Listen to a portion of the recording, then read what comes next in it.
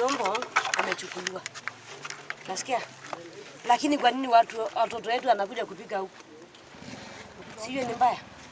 Baba nakuomba kitu kimoja. Nakuomba kitu kimoja. Maandamano yakienda maana msikuje huku. Aende aanze Kiombo. Sio ndio mambo ya Kiombo. Sasa mnakuja kupika watoto sika. Tunakubaliana mpaka mama amesema sini mambo ya Kiombo ifanye kule, mambo ya maandamano sio mama. Basi. Lakini mambo ya risasi ni aje? Haya sawa kabisa hapo. Maandamano haitakubalika iende kwa maandamano, mambo ya kuzuia barabara ikome. Tuelewane hapo na mambo ya vile tumesema mama amesema vizuri. Lakini mambo ya risasi mnaipea.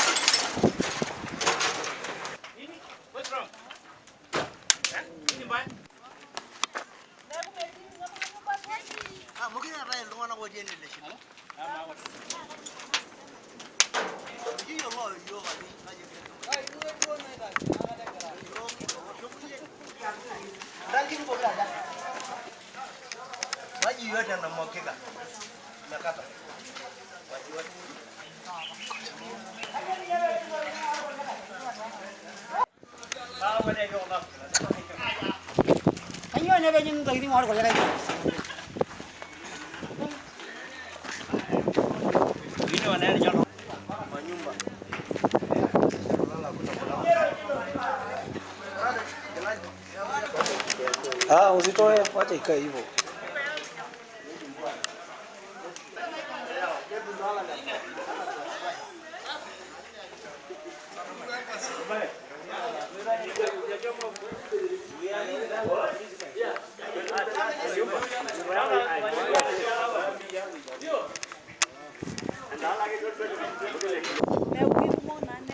Wao tuweze control. Gari karibu 100.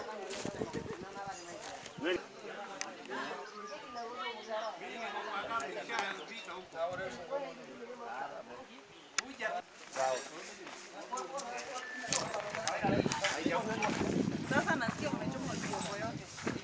Mambo yote imevuliwa na moto. Nawaita tena maji.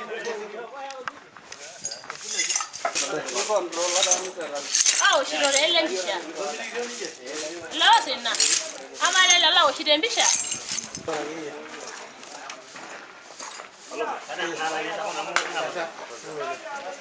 Hakuna mahangaiko. Kasi dada.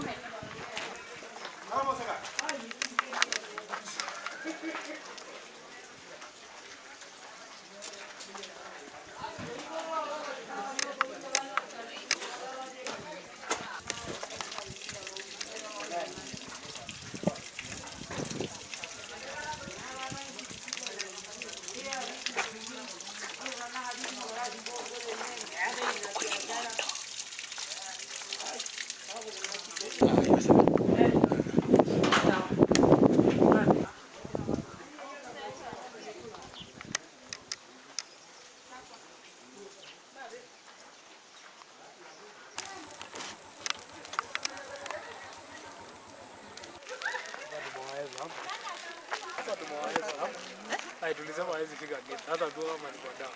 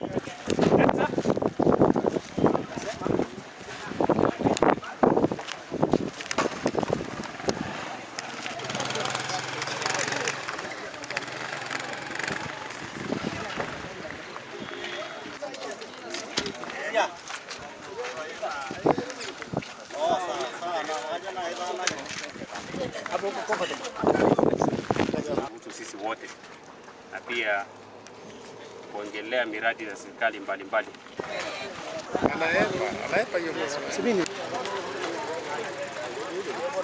Ruling came as a very, very big surprise to us. Not only as the Maasai people, but it should be to the entire nation. The law says that government can acquire even private land for the good of the greater public. In this particular case, the ruling which favored Mr. Ntutu was the reverse of what the law says. In this case, public land has been taken for the good of an individual, and that is total contradiction of the law and the constitution of this land. Number two, I would like to state that Masai Mara Game Reserve is an asset not only for the Purko people who set aside that land for posterity, but also for the nation state of Kenya. Kenya is well known as a tourist destination, and it is because of Masai Mara Game Reserve, of course with other conservation areas, but Masai Mara Game Reserve is Kenya's image internationally. And I cannot begin even to explain how this court ruling has put Kenya on a negative screen of the globe, where an individual can actually usurp powers or control over a private land, I mean a public land. What I would like to say is that it's not acceptable, we will not tolerate, and as a people we are going to rise up and make sure that that land is returned to the community. Number three, Kenya's courts must begin to understand that when an individual begins to covet public land like that, it must always be on the side of the public. And in this particular case, whether the court understood the repercussion or the implications of its ruling or not, it needs to be common sense actually that this land was automatically, the ruling was going to create such an upheaval as we are seeing right now. As I speak, there are more than 5,000 people right now who have occupied Olkiombo airstrip. This is community members who have not been talked to or coerced by anybody to take that action. It shows the gravity of this ruling in terms of community's interest in this land. The community is aggrieved, the community is angry, the community is reacting, and most likely will take the law into their own hands to protect the land that has been set aside for posterity, for Maasai and Kenyan posterity. The last thing I want to mention is that this case has been going on for a very, very long time. And the various, the successive county leadership of this county have fought very hard to make sure that justice is done to the Maasai people. In this case, this administration, the county government of Narok administration, has failed not only in its mandate to protect and preserve Maasai Mara, but also in living up to its mandate to make sure that no individual is given rights over public land. And so the buck stops at the governor's desk. The governor must be held responsible, accountable, and must explain the Maasai people why such an act of disregard of the rule of law and the rights of this community has taken place. Tonight, fought against this same attempt. The previous county government of Narok fought against this greed, and this government, this county government, the governor is complacent and is not taking a strong stance against such a crime that has been committed, you know, and that has violated the land rights of the Maasai people in Masai Mara and in this county. So what I want to ask the Maasai people is, when the law does not protect the interest of the public must rise up to protect itself. We must protect this land, not only for us, but for our children, and also for the global community, because people come from all over the world, from Europe, from America, from the Caribbean, everywhere. People come to Masai Mara, to Kenya, to see the Masai Mara.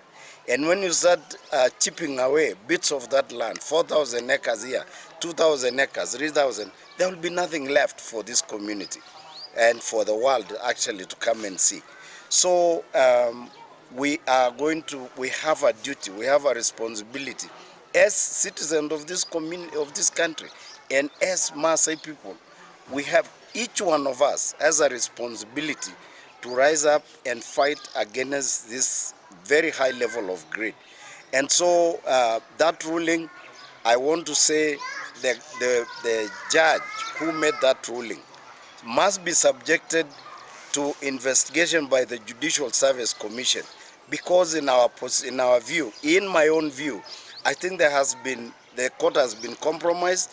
I think there has been conflict of interest, and I believe that the Judicial Service Commission can help address this very, very dangerous situation, ruling, which is likely to cause a lot of unrest in Narok and in Maasai land in general.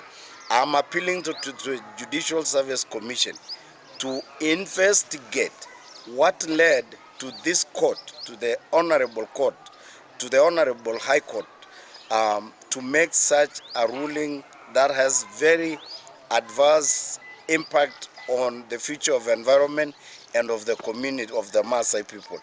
The Judicial Service Commission must not only investigate but take action against a judge who makes who made this kind of ruling.